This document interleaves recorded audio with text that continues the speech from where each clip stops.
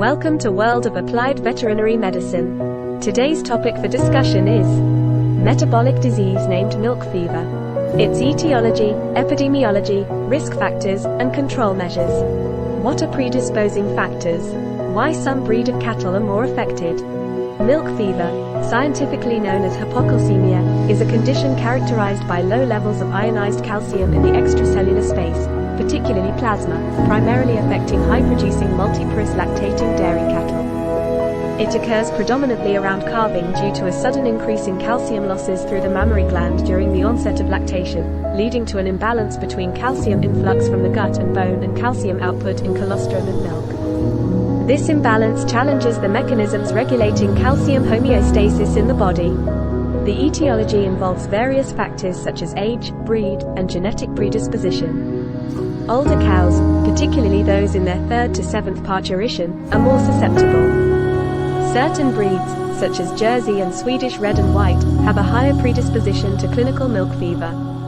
Additionally, individual cows or families of cows may exhibit greater susceptibility, with the condition often recurring at successive parturitions. The disease commonly occurs during late pregnancy, parturition, and the early postpartum period, with occasional cases in mid to late lactation. Subclinical hypocalcemia, characterized by total plasma calcium levels between 1.4 and 2.0 mmol/L, is also common, affecting up to 50% of paraparturient dairy cows. This condition is significant as it can impact rumen motility, appetite, nutrient absorption, and exacerbate negative energy balance. Various risk factors contribute to the development of milk fever, including animal-related factors such as age, calcium homeostasis efficiency, and body condition score, as well as dietary and environmental factors. Dietary factors, particularly calcium, potassium, magnesium, phosphorus, and the dietary cation-anion difference, DCAD, play a crucial role. Excessive dietary calcium intake, greater than 100 grams per day, during the dry period can impair calcium absorption and mobilization mechanisms, increasing susceptibility to hypocalcemia.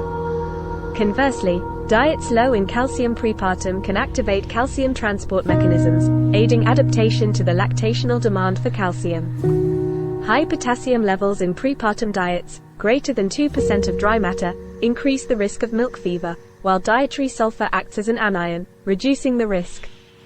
Acidification of the diet through anionic supplementation decreases the incidence of milk fever by enhancing tissue response to parathyroid hormone and promoting calcium retention and mobilization from bone. Control measures for milk fever primarily focus on dietary management, including adjusting calcium levels, optimizing the dietary cation-anion balance, and ensuring adequate intake of magnesium and phosphorus.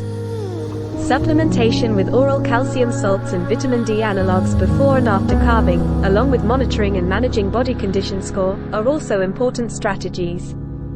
Early identification of subclinical cases and prompt treatment of clinical cases with intravenous calcium therapy are essential for reducing mortality and complications associated with milk fever.